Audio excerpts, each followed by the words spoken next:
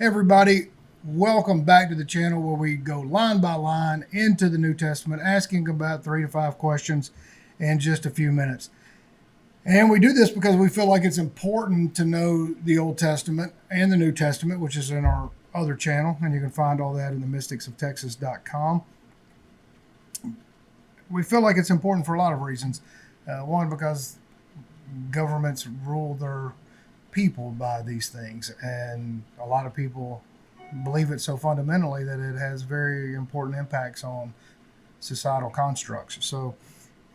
And there are some spiritual nuggets that a lot of people take away from them. So if you want to join this ride with us, please go back and watch our previous videos. But right now we're in Genesis chapter 12, verses 9, and we're at the point where Abram he left and went to the Canaanite area.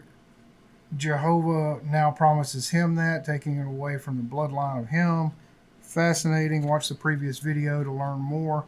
And it says, Abram leaves this new altar that he built, where he was preaching to people from this new altar. The question is, over what period of time? Because it doesn't say. It just says one minute he's preaching from this new altar, and then the next minute he is, he's going somewhere, like he's leaving.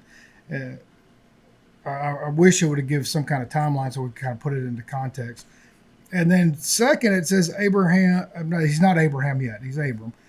Abram goes to Egypt because there either is a famine. Well, the Bible says there's a famine, but does he go there because there is a famine, or he just stumbles across the famine? It doesn't say it. It's really unclear. So I'd like to know, did Abram think it was a great idea to go step into the famine, or did he just stumble across it by accident? It doesn't say. And then question number 3, it says Abram, he fears the Egyptians are going to kill him and possibly kill his wife, or at least take his wife to be some type of slave. And so he fears this. Why does the chosen one of Jehovah have this kind of fear? And if Jehovah, like in the previous video, is coming to visit him somehow, it doesn't say how he visits him, in what form, or how he got there, or any of that thing. But if Jehovah's with him, why is he fearful?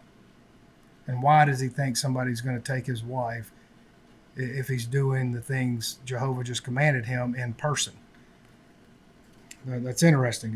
It speaks of some sort of cowardice that I can't reconcile. And then you got the last question is, it implies that this is okay to lie, because he tells his wife Sarah that, hey, let's tell these Egyptians that you're my sister and not my wife. And somehow the Egyptians, if that's his sister, they're not going to kill him. I don't understand that either. If he thinks they're going to kill him because it's his wife, why wouldn't they kill him because that's his sister? Very unclear with that too. Could be some kind of weird custom of killing the husband to take the wife. But if it's the sister, who knows? It's totally unclear. And why would it be okay to lie? Because if this is the chosen guy, as we know it is in the Old Testament, he says lie. So the question is, when is it okay to lie? Because apparently there are times that Jehovah will sanction lying. It's very interesting to me.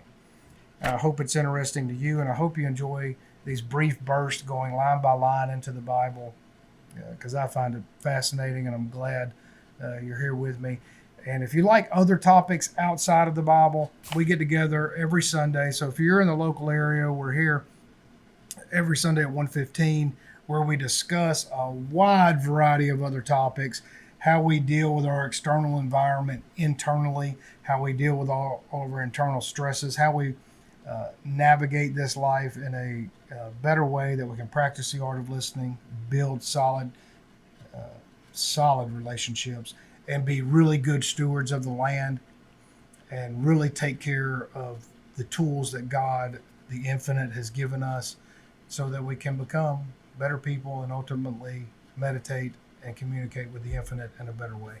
If that resonates with you, then that's fantastic. And I would love to meet you and see you in person. And you can find out all the details at mysticsoftexas.com. Thanks for joining.